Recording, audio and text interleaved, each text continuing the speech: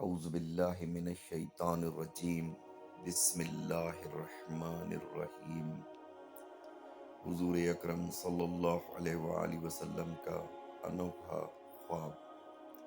حضور اکرم صلی اللہ علیہ وآلہ وسلم فجر کی نماز کے بعد اصحاب کرام سے دریافت فرما لیا کرتے تھے کہ تم میں سے کسی نے کوئی خواب دیکھا ہے؟ اگر کسی نے دیکھا ہوتا تو آپ اس کی تعبیر ارشاد فرمایا کرتے تھے۔ چنانچہ ایک مرتبہ جب آپ نے صحابہ سے دریافت فرمایا اور کسی نے بھی خواب کا تذکرہ نہ کیا تو حضور اکرم صلی اللہ علیہ وآلہ وسلم نے ارشاد فرمایا، آج خود میں نے ایک خواب دیکھا ہے کہ وہ آدمی میرے پاس آئے ہیں جو میرا ہاتھ پکڑ کر مجھ کو ایک مقدس سرزمین کی طرف لے چلے۔ میں کیا دیکھتا ہوں کہ ایک شخص وہاں بیٹھا ہوا ہے اور دوسرا ہاتھ میں زنبور لیے ہوئے کھڑے کھڑے اس بیٹھے ہوئے شخص کے کلے چیر رہا ہے، اور جب ایک کلا گدی تک چر جاتا تو دوسرے کلے کے ساتھ بھی یہی معاملہ کرتا اور اتنی دیر میں اس کا پہلا کلا درست ہو جاتا ہے، مگر وہ شخص پھر اس کے ساتھ یہی عمل کرتا ہے۔ یہ دیکھ کر میں نے دریافت کیا، آخر یہ کیا بات ہے؟ تو وہ دونوں کہنے لگے، آگے چلیے۔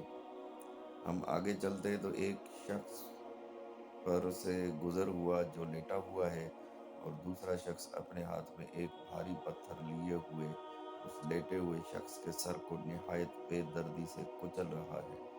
چنانچہ جب وہ شخص اس کے سر پر زور سے پتھر مارتا ہے تو پتھر لڑک کر دور جا پڑتا ہے، اور وہ شخص ابھی اس پتھر کے لانے بھی نہیں پاتا کہ اس کا سر پھر درست ہو جاتا ہے، اور پھر وہ اسی طرح اس کا سر پھوڑتا ہے۔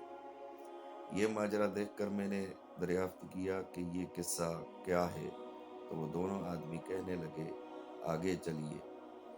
جب آگے چل کر ہم ایسے گھر پر پہنچے جو تنور کی طرح اندر سے کشادہ تھا اور اوپر سے تنگ، جس میں آگ دہک رہی تھی اور بہت سے مرد عورت اس میں پڑے تھے۔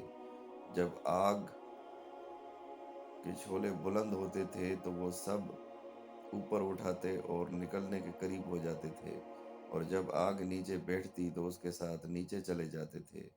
یہ دیکھ کر میں نے معلوم کیا کہ یہ معاملہ کیا ہے، تو وہ دونوں کہنے لگے، آگے چلیے۔ آگے چل کر ہم نے دیکھا کہ ایک خون کی نہر میں ایک شخص کھڑا ہے اور دوسرا شخص نہر کے کنارے پر کھڑا ہے جس کے سامنے بہت سے پتھر پڑے ہیں۔ جس وقت اندر والا شخص نہر کے کنارے کی طرف آتا ہے اور نکلنا چاہتا ہے تو کنارے والا شخص اسے زور سے اس کے منہ پر پتھر مارتا ہے کہ وہ پھر اسی جگہ پر پہنچ جاتا ہے، پھر نکلنا چاہتا ہے تو مار کر اس کو اسی جگہ پہنچا دیتا ہے۔ اس حال کو بھی میں نے معلوم کرنا چاہا تو وہ دونوں کہنے لگے کہ آگے چلیے۔ آگے چل کر ہم ایک ایسے سرسبز شاداب باغ میں پہنچے جس میں ایک بڑے درخت کے نیچے ایک بوڑھا آدمی اور بہت سے بچے بیٹھے ہیں۔ اسی درخت کے قریب ایک اور شخص بیٹھا ہوا ہے جس کے سامنے آگ جل رہی ہے جس کو وہ دھونک رہا ہے۔ پھر وہ دونوں مجھ کو اس درخت پر چڑھا لے گئے جس کے درمیان میں ایک خوبصورت مکان تھا۔ وہ دونوں مجھے اس مکان میں لے گئے۔ اتنا عمدہ مکان میں نے کبھی نہیں دیکھا تھا، جس میں بہت سے بوڑھے، جوان اور بچے موجود تھے۔ پھر باہر لا کر اس سے بھی اوپر لے گئے، جہاں پہلے گھر سے بھی زیادہ عمدہ مکان تھا جس میں صرف بوڑھے اور جوان تھے۔ اب میں نے ان دونوں شخصوں سے کہا کہ تمام رات تم مجھے لیے پھر رہے ہو، آخر ان اسرار کی حقیقت سے بھی تو آگاہ کرو۔ پھر انہوں نے بتایا کہ جس شخص کے کلے چیرے جا رہے تھے وہ جھوٹا شخص تھا جس کی جھوٹی باتیں دنیا میں مشہور ہو جاتی تھیں، قیامت تک وہ اسی سزا میں مبتلا رہے گا، اور جس کا سر پھوڑا جا رہا تھا وہ ایسا شخص ہے جس کو اللہ تعالیٰ نے علم قرآن عطا فرمایا، مگر رات کو وہ غافل ہو کر سوتا رہتا اور دن کو اس پر عمل نہ کرتا، قیامت تک وہ اس عذاب میں مبتلا رہے گا۔ آگ کے غار میں زناکار پڑے ہیں اور خون کی نہر میں سود خور ہیں۔ ہاں، وہ بڑے میاں جو سر سبز درخت کے نیچے بیٹھے تھے، وہ حضرت ابراہیم علیہ السلام ہیں اور ان کے گرد لوگوں کی نابالغ اولاد ہے۔ اور اسی درخت کے قریب جو آگ دھونکنے والا شخص آپ نے دیکھا، وہ مالک دارغواہ دوزخ ہیں۔